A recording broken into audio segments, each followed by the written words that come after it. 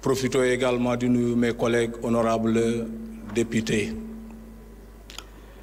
Monsieur le ministre garde des Sceaux, man dama lay jottali li Sénégalais yi di wax sur le fonctionnement de votre département. Amaana sax dama lay fàttali loo xam ba pare la.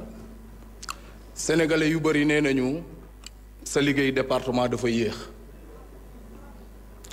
Sénégalais yu bëri nee nañu Assemblée nationale jox na la liste de ses membres devant constituer la haute cour de justice. nee nañu boobu ba léegi gis ñu benn acte concret bi ngeen posé.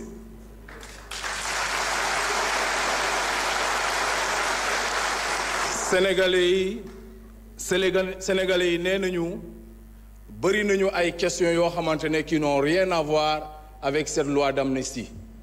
Sénégalais yi ñu ngi wax le dossier relatif aux forces Covid 2019. Sénégalais yi ñu ngi wax également sur la question du Prodac. Sénégalais yi nee nañu à part mon voisin Mamina Daffé qui croupit aujourd'hui en prison, les cerveaux se pavardent encore dans les salons de la condescendance. Sénégalais yi nee nañ du yoon. Sénégalais yi nee nañu daa mel ni yéen ñemewu leen affronter les véritables questions pour lesquelles ils ont sanctionné le régime de Macky Sall. Sénégalais yi nee nañu dafa mel ni votre département fait dans le dilatoire. S'il vous plaît, honorable. S'il vous plaît, le public, arrêtez, s'il vous plaît. Arrêtez, s'il vous plaît. Allez-y, honorable. Ouais, monsieur le ministre garde des Sceaux, man damay rafetal njort man dama gëm ni da ngeen doon xaar cette loi là pour ne pas faire dans l'illégalité parce que ñun ñoo wootee rupture te ñun waruñu doxalee comme ñeneen ñi kon à partir d'aujourd'hui les députés vont vous donner toute la plénitude pour que ngeen mën a def seen liggéey. Donc monsieur le ministre, moi je pense que ce ne sont pas les agitations d'un groupuscule de personnes. Et aujourd'hui, je me rends compte quand même, j'ai comme l'impression qu'il y a une intercoalition entre Takku Wallu et certains députés qui se disent non alignés. Mais les agitations ne pourraient pas nous perturber. Monsieur le ministre, vous ne pouvez pas nous avoir frappés, blessés, torturés, emprisonnés, tués et vouloir être nos conseillers. Ça n'a pas de sens. Monsieur le ministre, moi je suis originaire du département de Bignona. Un département qui a payé le plus lourd tribut parce que le département de Bignona était un champ de tir. Monsieur le ministre, si vous connaissez Bignona, savez-vous que le goudron noir du rond-point Émile Badiane était devenu rouge du sang rouge de nos martyrs? Goudron bu ñuul bi ci département de Bignona rond-point Émile Badiane dafa dem ba xonq deret ñi nga xamante ne xale yi ñu rey. Le peuple sénégalais demande justice. Le peuple sénégalais demande justice. Non à l'oubli, monsieur le ministre. Monsieur le ministre, fi mooy jeexalee mooy le rapport de la Cour des comptes de 2017. À la page 143 et au point 247, production de fausses diplômes. Monsieur le ministre, nous sommes des acteurs de l'éducation, des défenseurs du système éducatif sénégalais. Nous disons non à la falsification des diplômes. Monsieur le ministre, ci loolu am na recommandation numéro 3 boo xamante ne la Cour des comptes nee nañu ministre de la justice dafa war a topp ñi nga xamante ne ñoo falsifier les diplômes. Si vos prédécesseurs ne l'ont pas fait, nous sommes dans le cadre de la continuité de l'administration. Nous vous interpellons en tant que ministre de garde des Sceaux. Mais nous interpellons également le directeur général de la CICES. Parce qu'il y a des recommandations que la Cour des comptes avait formulées. On ne doit pas fragiliser nos pouvoirs. Nous, on ne doit pas fragiliser les institutions. Quand la Cour des comptes aujourd'hui donne des recommandations, vous avez le devoir et l'obligation morale d'aller dans ce sens-là. Sinon, vous encouragez ceux-là qui jettent le discrédit sur les Merci beaucoup, honorable. Merci. Merci beaucoup. Honorable Yungar John, vous avez la parole. Honorable Mamadou Sey Mangawadjal. Assalamu alaikum. Excusez-moi, c'est quelle disposition? Veuillez lire l'article.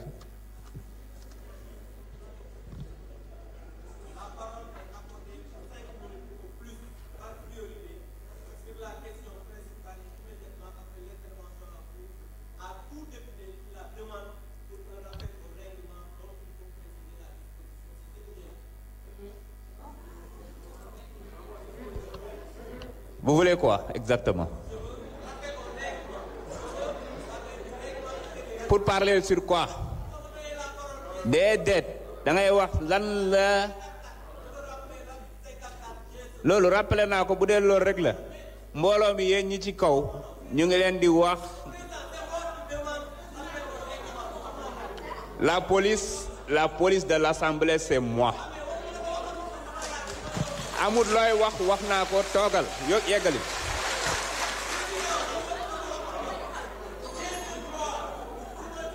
Assalamu alaikum mbokk yi. Assalamu alaikum chers collègues. Assalamu alaikum le peuple sénégalais.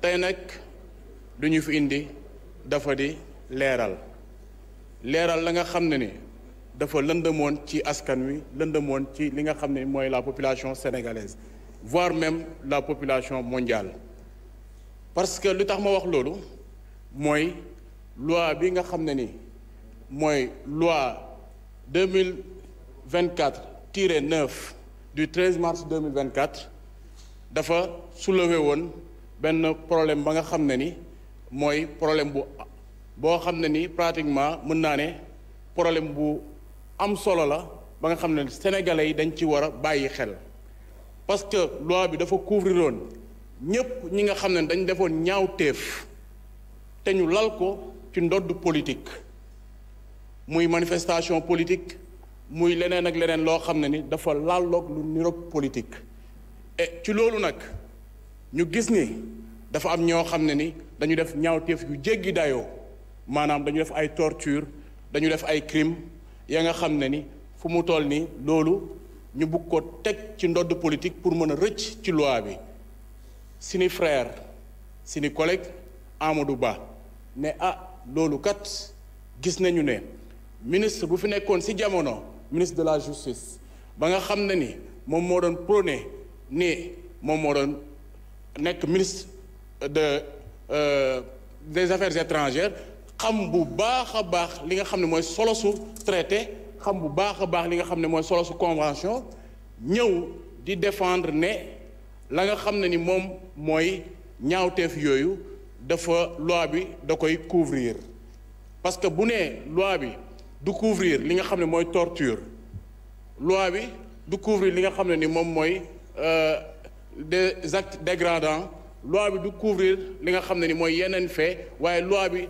day couvrir la nga xam ne mooy crime mais loolu ban aberration loolu c'est une aberration totale parce que mënuñu comprendre ñu ne loi bi day couvrir torture ba pare loi bi du couvrir torture ba pare loi bi day couvrir crime loolu defe naa ni yanuwul maanaa ci la suñu collègue Amadou Ba bi nga xam ne ni mooy initiateur de la loi interprétative jóg ne lii foog ñu leeral champ d'application bi si biir champ d'application boobu ñuy leeral daf ci bokk traité yu ñuy wax le jus cogens parce que sénégalais yépp ñu ngi dégg ñu naan jus cogens mais dafa di la nga xam ne ni moom mooy des normes impératives maanaam ay normes yoo xam ne ni benn réew ci monde bi mënu ko jéggaane pour mën a couvrir ces actes muy la torture les crimes ak la nga xam ne ni moom mooy la nga xam ne ni mooy l'esclavage génocide ak crime contre l'humanité te ci loolu la suñu collègue Amadou Ba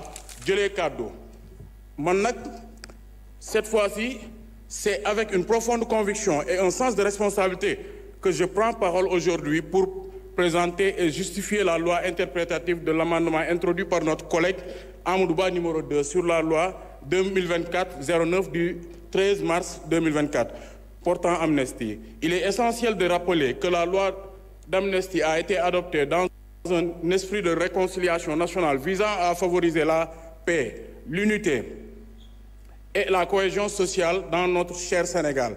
La loi d'amnistie doit restaurer la confiance entre les citoyens. Cependant, elle a d'emblée suscité des interrogations légitimes, notamment l'attitude du ministre de la Justice d'alors, en commission et en plénière, concernant la torture et les crimes de sang. Ces préoccupations ont conduit à la nécessité d'une clarification et d'une interprétation. D'où la proposition de notre collègue Amadou Ba. Le but de cette loi n'est pas synonyme de chasse aux sorcières, mais d'identifier les auteurs des tortures, crimes et tout acte inhumain, afin de rétablir la vérité.